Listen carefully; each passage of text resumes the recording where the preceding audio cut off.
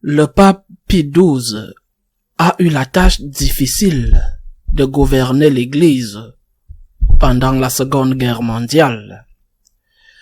La Seconde Guerre mondiale avait été précédée par l'arrivée au pouvoir des nazis en Allemagne, avec les terribles et féroces lois antisémites, anti-juives. Lorsque la guerre a éclaté, il faut rappeler que l'Italie était alliée de l'Allemagne. Lorsque la guerre a éclaté, ces lois anti-juives ont commencé à être appliquées en Italie également. Pie XII au Vatican, à Castel Gandolfo et dans tant de couvents, de paroisses, non seulement à Rome, mais dans de nombreuses villes italiennes. Assise en est un exemple célèbre. Pie XII a ordonné que les Juifs soient accueillis pour éviter qu'ils ne soient déportés dans des camps de concentration. Un diplomate israélien, Pinchas Lapid, a déclaré que grâce à Pie XII, 700 000 Juifs avaient été sauvés de l'Holocauste.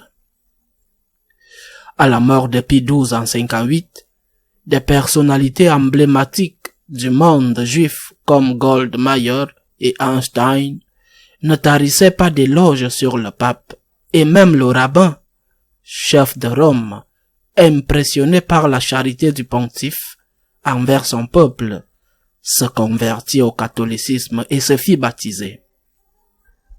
Cependant, quelques années après sa mort, une pièce de théâtre, Le Vicaire, est jouée dans laquelle toutes sortes d'accusations sont portées contre le pontife défunt. Ces accusations, cette pièce a été écrite avec de fausses données fournies par le KGB soviétique. Nous ne devons pas oublier que lors des élections italiennes après la guerre, le pape Pie XII avait condamné avec excommunion tous ceux qui avaient voté pour le parti communiste. Les communistes ne lui auraient jamais pardonné cela et ont commencé une campagne pour le discréditer.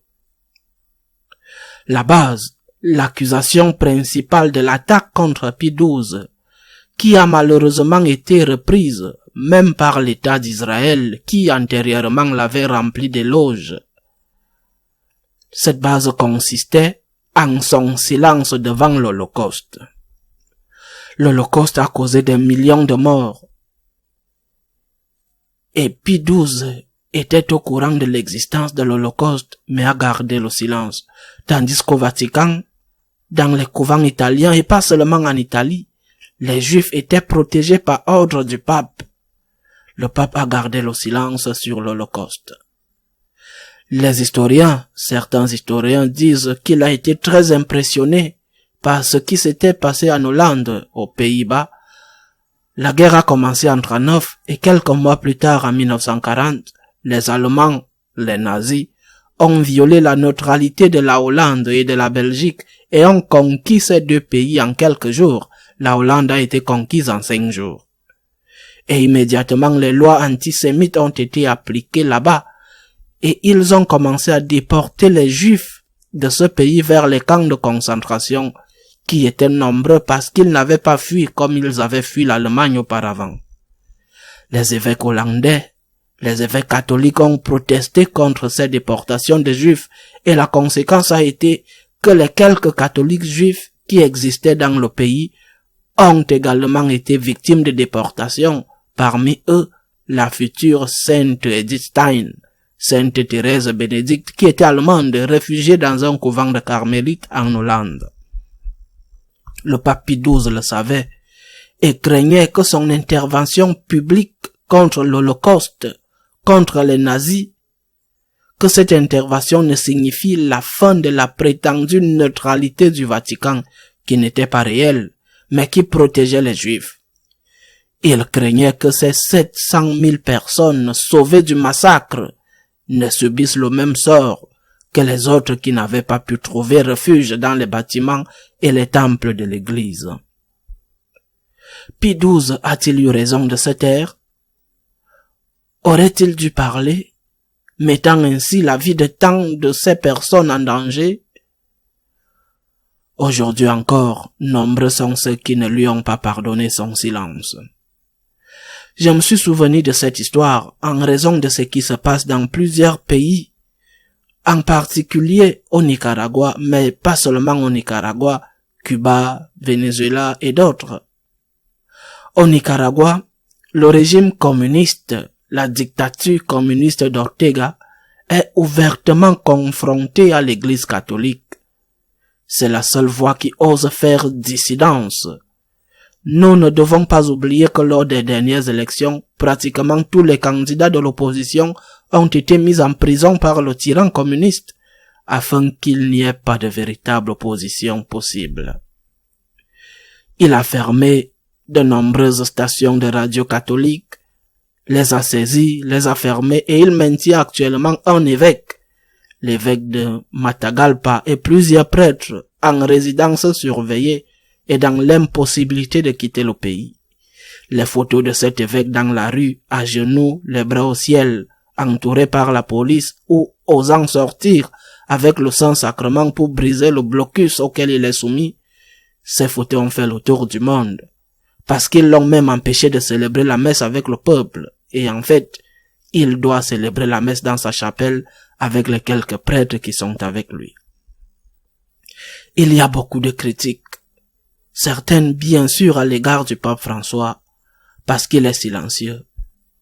Il était aussi silencieux lorsque le nonce du Vatican au Nicaragua a été expulsé du pays il y a quelques mois. Il a aussi gardé silence dans le cas du Venezuela, mais pas de la même manière, c'était différent. Il y avait des interventions, mais il n'y avait pas de condamnation explicite, ouverte, forte contre le régime tyrannique de Maduro au Venezuela. Sommes-nous face à un nouveau cas Pie XII? Avec le doute choisir entre un mal, celui de Pie XII, un mal, ne pas condamner l'Holocauste était un mal, pour éviter un autre mal, la mort possible de 700 000 personnes.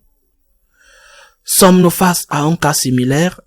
Il est vrai que le pape a parlé, il y a un cas récent, de mon point de vue malheureux, quand il a dit dans une interview qu'il avait une relation personnelle avec Raúl Castro, le frère de Fidel Castro, et l'un des dictateurs cubains.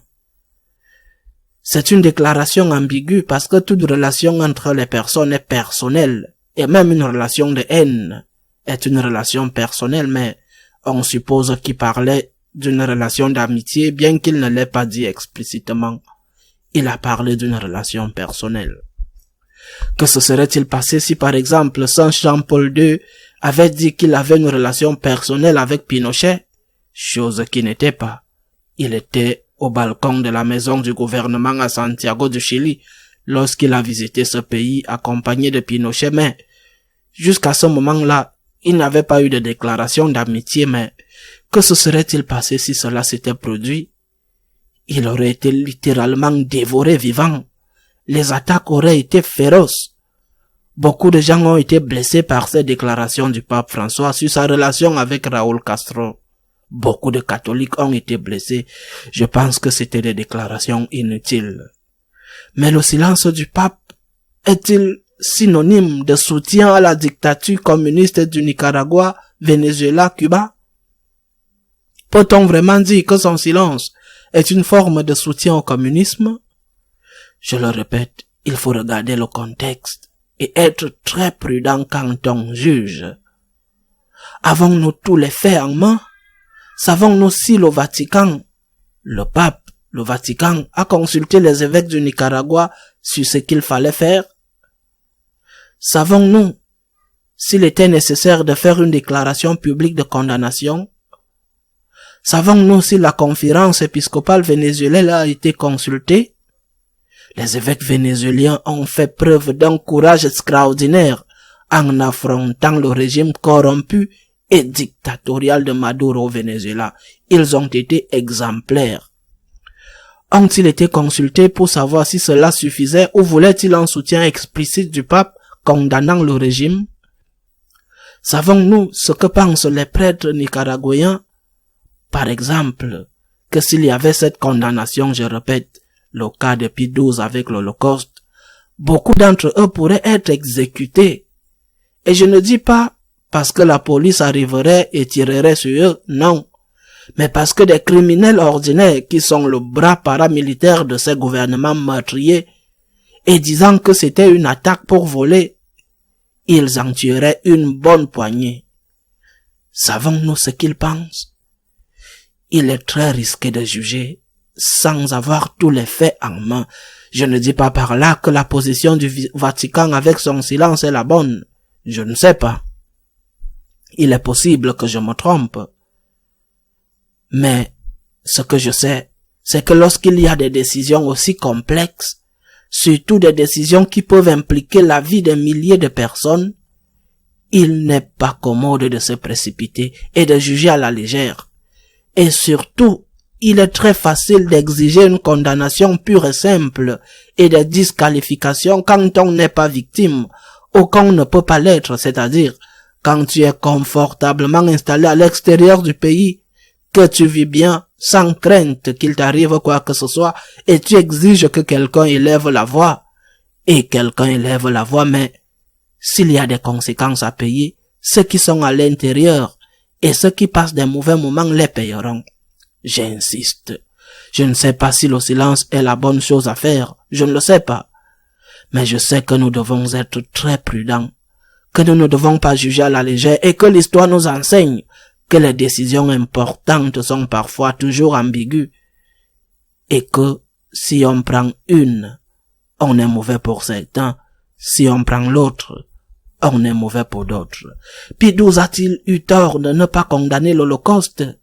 Si cela avait signifié la mort de 700 000 personnes, a-t-il eu tort? Il est condamné parce qu'il a gardé silence, certes, mais il a sauvé 700 000 personnes. Si nous avions été à sa place, qu'aurions-nous fait? Aurions-nous dit à partir du confort, du fait que rien ne pourrait nous arriver? Aurions-nous dit que l'Holocauste est un génocide effroyable? 700 000 personnes de plus dans les chambres à gaz. L'aurions-nous dit? Soyons très prudents, très respectueux de la conscience des autres.